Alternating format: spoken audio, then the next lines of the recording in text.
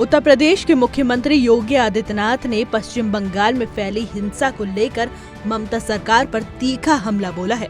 हरदोई में अमर सेनानी राजा नरपति सिंह के विजय दिवस पर आयोजित जनसभा में बोलते हुए योगी ने कहा कि बंगाल का मुर्शिदाबाद एक हफ्ते से जल रहा है, लेकिन वहां की मुख्यमंत्री ममता बनर्जी हाथ पर हाथ धरे बैठी हैं।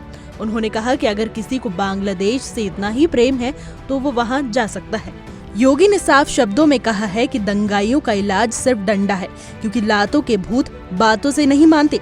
उन्होंने वक्फ कानून की आड़ में फैल रही हिंसा पर चिंता जताई और सुप्रीम कोर्ट का आभार जताया, जिसकी पहल पर बंगाल में केंद्र बलों की तैनाती की गई और हालात को कुछ हद तक काबू में लाया जा सका है। 2017 के पहले के उत्तर प्रदेश को हर दूसरे तीसरे दिन दंगा होता था। बहनों और भाइयों, इन दंगाइयों का उपचार ही डंडा है। बिना डंडे के मानेंगे नहीं। आप देख रहे होंगे बंगाल जल रहा है, वहां की मुख्यमंत्री चुप है, दंगाइयों को शांति दूत कहती है।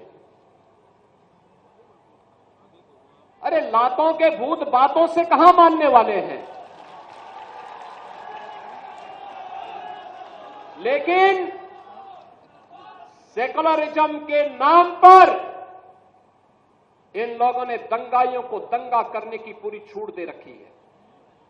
पूरा मुर्शिदाबाद पिछले एक सप्ताह से चल रहा है, सरकार मौन है।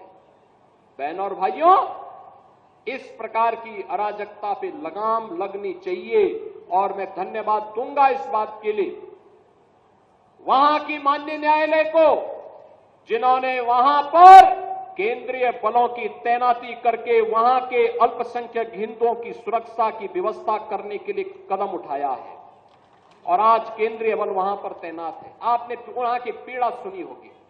अब बड़ा सवाल ये है कि आखिर बंगाल में हो रही हिंसा को लेकर राजनीतिक चुप्पी क्यों है? क्या ये सब कुछ वोट बैंक की राजनीति के तहत हो रहा है?